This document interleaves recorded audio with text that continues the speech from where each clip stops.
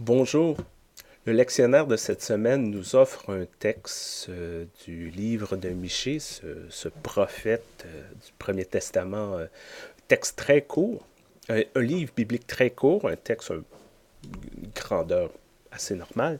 Bref, un texte qui est d'une actualité déconcertante pour notre contexte d'aujourd'hui, pour l'avenir de notre Église, de l'avenir de nos congrégations, de l'avenir des chrétiens. Si vous me permettez un peu de contexte historique, lorsque Michée écrit ce texte, c'est un peu la guerre c'est un peu la guerre. Les envahisseurs arrivent de toutes parts, de tous côtés. Le royaume du Nord est tombé. Là, les Babyloniens s'en viennent prendre Jérusalem. Bref, il y a une espèce de prise de conscience de ce qu'a été ne pourra plus continuer éternellement. En anglais, on parle de business as usual. Ben non, c'est plus possible. Et Miché lance cette espèce de cri du cœur de réveillez-vous, groupe, réveillez-vous, ça marche plus. Là. Vous faites pas les bonnes choses, vous avez de la difficulté à trouver votre identité. Et la réponse des gens, c'est ah, peut-être que si on faisait plus d'offrandes, ça irait mieux. Plus d'offrandes, plus gros, plus gros, plus gros, ça irait mieux.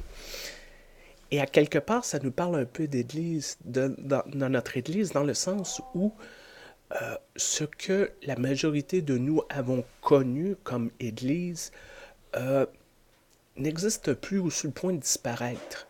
Le modèle s'effrite et les gens disent bah, qu'est-ce qu'on peut faire? Bah, on va faire plus d'activités, on va faire plus de réunions, on va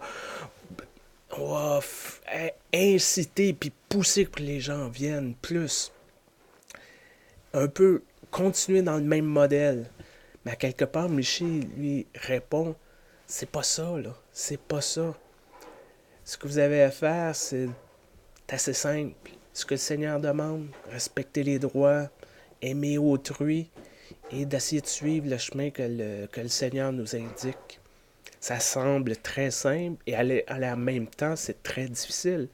Parce que c'est pas une question de c'est quoi la recette, c'est quoi les choses qu'il faut faire. Est-ce qu'on peut avoir une liste qu'on peut faire des checks à côté puis dire OK, on a fait les cinq points, parfait, notre paroisse va survivre. Non, c'est une question d'être, une question d'attitude, c'est une question de comment qu'on vit tous les jours de la semaine. Dimanche matin, mardi après-midi, jeudi soir, au travail, à l'église, à l'école, au gym, lorsqu'on va prendre un verre avec nos amis, partout, partout, partout.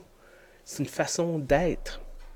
Et ça, lorsqu'on est capable d'atteindre cette façon d'être-là, ben, qu'on soit dans un temple, comme pour les Israélites, ils vont perdre leur temple.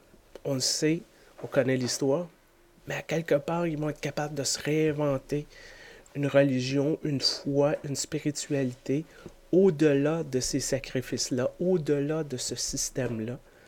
Ben peut-être nous, ce qui pourrait nous inspirer, c'est que si on suit les conseils de Michée, peut-être que oui, on va perdre des églises, on va peut-être perdre des paroisses, on va peut-être perdre la structure dans laquelle on est confortable, mais il y a d'autres choses qui vont arriver. Et si on est capable d'avoir l'état d'esprit, capturer l'âme du message de ce qu'on a besoin de faire, du message de Jésus, peu importe ce qu'on va arriver, peu importe ce qu'on va être, peu importe ce qui va arriver, on va être capable de continuer, d'être présent, d'avoir un message qui se diffuse. Cette semaine, je vous souhaite de réfléchir sur qu'est-ce que le Seigneur nous appelle à faire et d'essayer de découvrir comment qu'on peut incarner ces demandes qui peuvent paraître simples dans notre vie de tous les jours. Portez-vous bien, à très bientôt. Au revoir.